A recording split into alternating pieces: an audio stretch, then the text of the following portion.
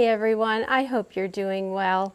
Well, if you've been watching any of my other videos or my most recent video, you've seen that I've kind of been in a dried flower frenzy and I've been going crazy this year. I love drying flowers, whether it be dried flowers from our pastures and our fields or dried flowers from my cut garden.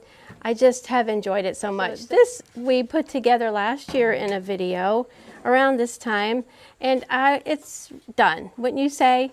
I mean, you know, I could keep it, but I think it's done. I'm going to step over here, and I have all kinds of stuff basically that I have dried from here on the farm. I found this basket at Home Goods for like $12. I've got a couple of different kinds of grasses here that we have on the farm that are native grasses. This is a type of sedge, and you would think, whoops, don't want to lose that.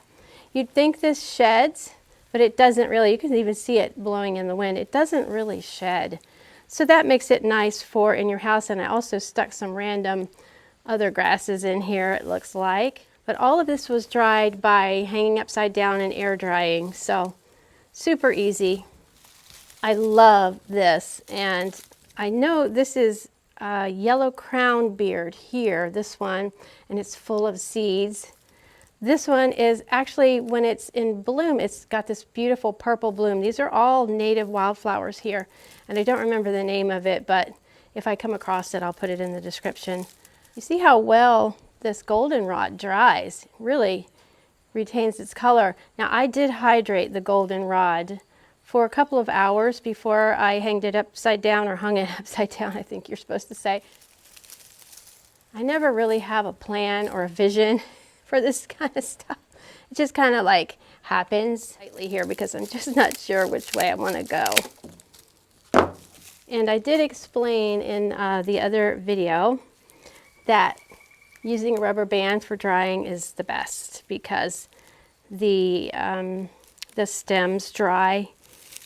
And then if you're only using twine, then your stems are going to shrink. You can never get your twine tight enough. You need to use your rubber band first. Now, this big bundle of loveliness here, I probably should have, it's two separate things. I probably should have done them separately. But let's go ahead and see if we can separate it a little bit. All right, let's see if we can get this goldenrod in here. I don't want to really take this bundle apart, but it's too tall. So,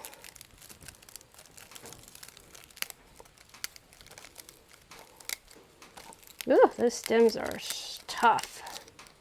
I keep my dried flowers from year to year, and I usually replace them every year just because of dust, but they can go longer than that. This is Limelight Millet that I grew from seed. Look at that. Oh, love it. So I want to make sure I have the front. This is going to be a little bit too tall, so I have no idea what this video is looking like to you. But I wanted to share it with you just in case you were interested in doing some dried flowers. If you have a source for any native things that you could dry. I tried drying Joe Pye weed. Are you familiar with Joe Pye weed? It's wonderful for the pollinators. Don't dry it. It sheds everywhere. I was so disappointed. I had never dried it before, and I was really disappointed at the amount of shedding, so can't use that. So this is the purple, the native purple fountain grass. Do you love that? Ah. On my Instagram, if you follow me on Instagram, which I hope you do, or that you join me. I hate to say the word follow me, but that's what they call it. Anyway, on my Instagram, I shared a picture in my stories, which will not be on there once you see this, about the fountain grass this morning when I was checking the cattle. And the dew was on it. It was so pretty. And I can always use panicle hydrangeas too, that are dried, which I have plenty of, but for one thing, I use them everywhere else. And for another thing, it kind of doesn't go with this wildflower, native flower theme. So maybe I won't end up using that in this one. I think I will get out some of this fern. Let's see, that is goldenrod. So this is just dried ostrich fern. We have these, they grow native here on the farm, and again, they may look dead to you, but they look dried to me. So, beauty is in the eye of the beholder.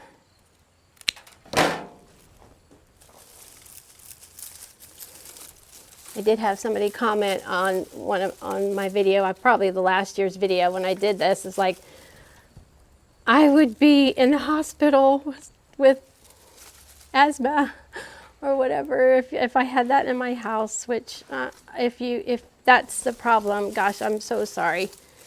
They make so many nice faux flowers you could use. So that's kind of flowy. I'm wishing some of this sedge, I don't know what that was in the center. If I can get some down. Okay, so we're saying this is the front. So probably need another fountain grass on this side. Let's see if we can fish this down more in the center. Goldenrod always gets mistaken in its allergy level for ragweed. Ragweed is very high allergy content. Goldenrod does not have any, so.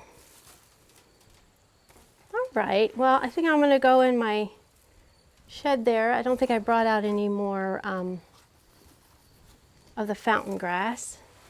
So let me go get another bundle of that, I think. Okay, I got a couple more bundles of fountain grass. I think I'm gonna take this one out because it's a little short. And save you over there. These are a little bit longer, and I just leave, a lot of times I just leave the twine and the rubber bands on, the elastic bands. So that can go in there, maybe, sort of, maybe, kind of.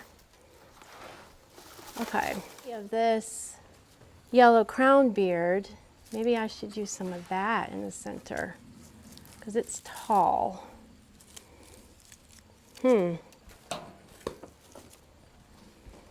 where's the front? Here's the front.